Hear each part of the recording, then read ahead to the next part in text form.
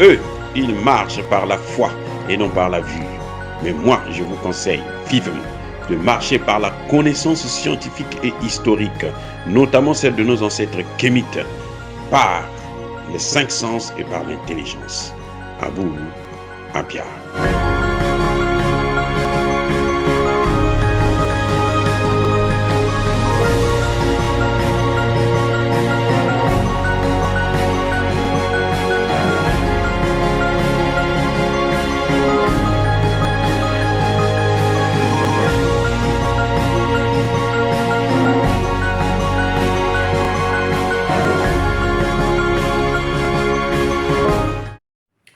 Otep à tous, bienvenue sur la chaîne des panafricanistes par essence, par conviction et par excellence. Celle des citoyens kémites par nécessité et obligation de combat. Nous sommes une chaîne qui n'est guidée que par nos ancêtres et rien que par les ancêtres qui appartiennent à l'égrégore du monde noir. Par conséquent, nous ne croyons en aucun Dieu venu de l'étranger. Toutefois, cette vidéo n'est aucunement destinée à inciter à la haine ou à la violence, car nous menons un combat qui est d'abord et avant tout spirituel, ensuite il est politique, géopolitique et géostratégique. Contre l'impérialisme, le colonialisme, le néocolonialisme et l'endocolona.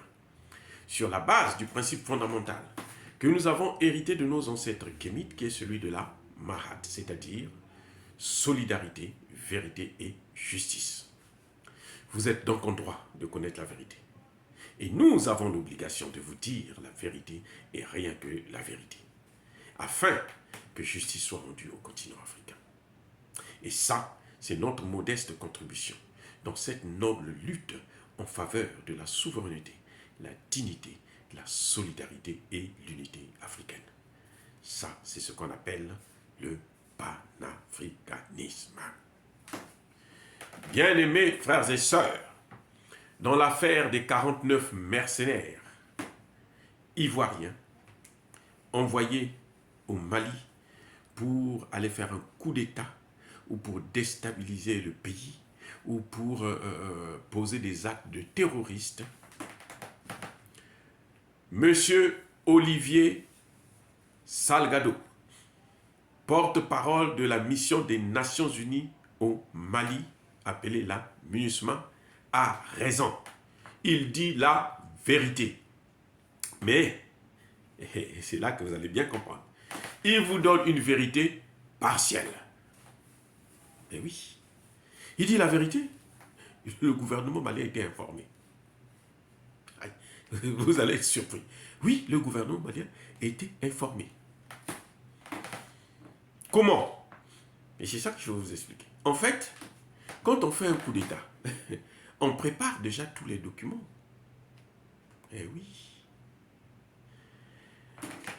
Monsieur Olivier Salgado, en tant que porte-parole de la MINUSMA et de nationalité française, vous savez que c'est la France qui est en guerre contre le Mali.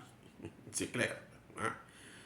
La France et l'OTAN, bien entendu. Mais la France, c'est celle qui est en première ligne. Donc, ce Olivier, le fait qu'il travaille pour la MINUSMA, il avait donc l'information. Ils avaient déjà élaboré tous les papiers, tous les documents. Sauf que ces documents n'étaient pas encore physiquement arrivés dans les mains du gouvernement malien. Parce que c'était des documents qu'on devait présenter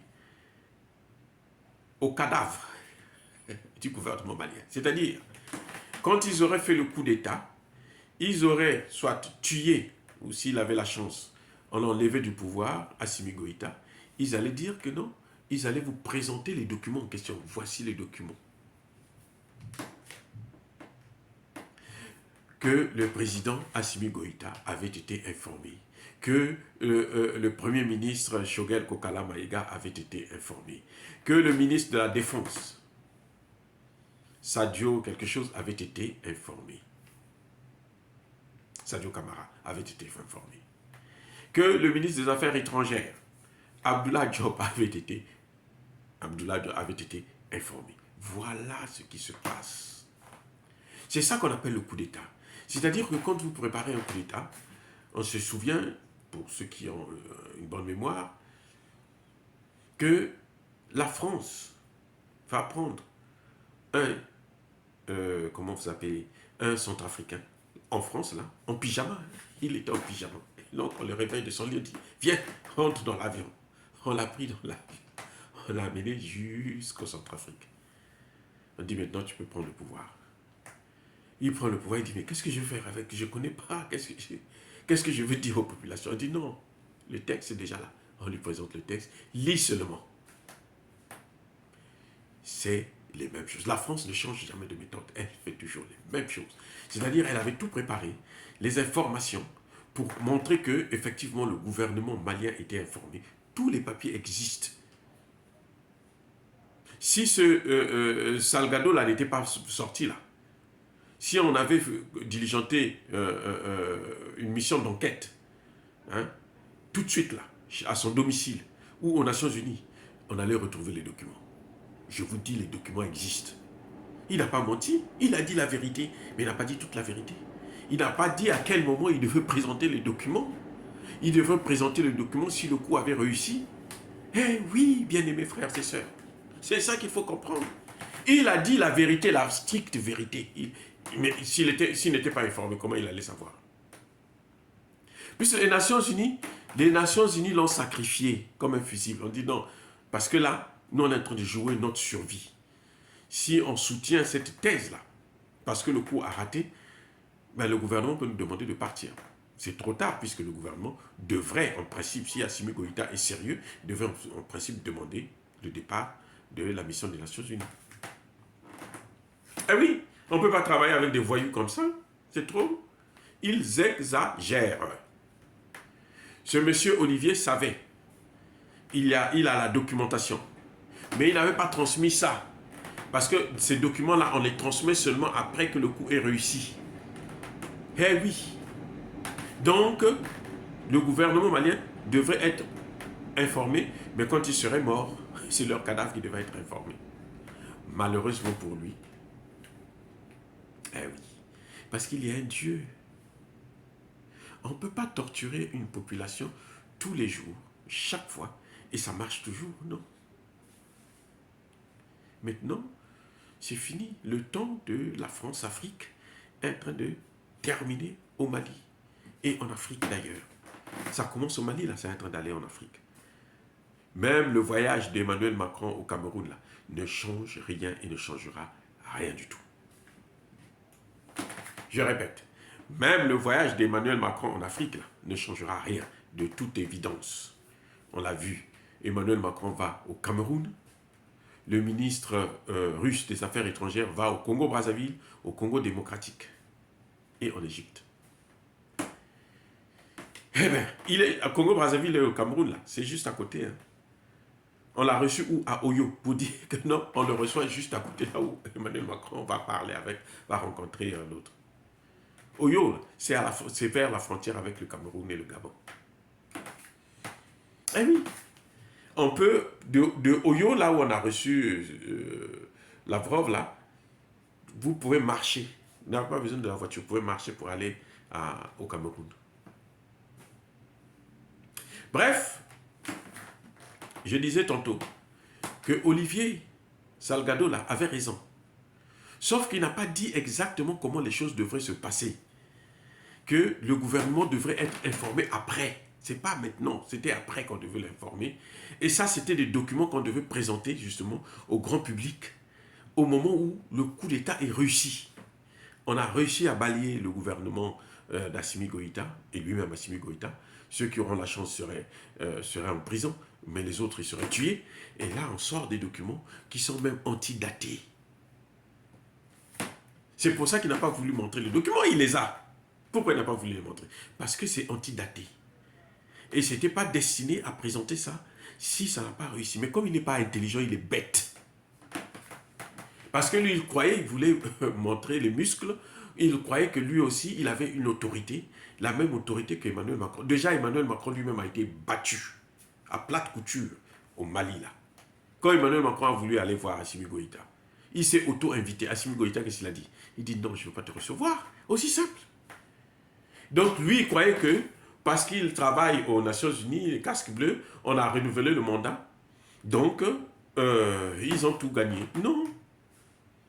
Parce qu'il est français, il peut tout se permettre. Non, c'est fini. C'est fini. La récréation, là, elle est terminée. Donc voilà ce que je voulais vous dire. Oui, les documents existent. Mais ces documents-là, on les présente seulement quand le coup d'État a réussi. Et comme Salgado là était bête, ce qu'il a fait, c'est qu'il a parlé de ça. Et en principe, il ne devait pas parler de ça, il devait se taire.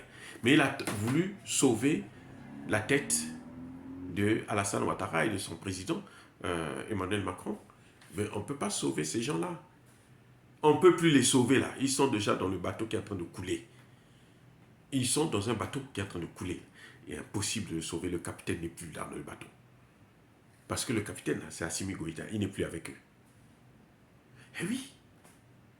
Mais bien aimés frères et sœurs, est-ce que dire cela, c'est inciter à la haine ou à la violence? Non, non, non, non, non, pas du tout. Nous sommes une force tranquille. Nous faisons l'analyse, la connaissance. Et nous vous disons la vérité. Pour que vous compreniez. Quand on fait un coup d'État, là, on prépare déjà toute la documentation. Donc les papiers là, ça existe. Mais il n'a pas dit toute la vérité, il fallait qu'il sorte ça. Que l'on voit. Et que l'on sache que, ah oui, ils avaient préparé un coup d'État. Très bien. Ils étaient bien organisés. Puis c'est quand même les Nations Unies. Salgado ne peut pas être informé en tant que porte-parole de l'aménagement. Et l'aménagement ne sait rien. Le représentant spécial ne sait rien. Je sais que le représentant spécial en question est fou. Mais comme il n'est pas fou, donc il sait ce qui se passe. On l'a vu se battre là à New York là, pour renouveler le contrat parce qu'il savait qu'il avait une mission. Et cette mission a échoué. Eh oui. Oh, bien-aimés frères et sœurs, encore une fois, soyez bénis par le Dieu de Kémit. J'ai dit, et comme d'habitude, j'assume.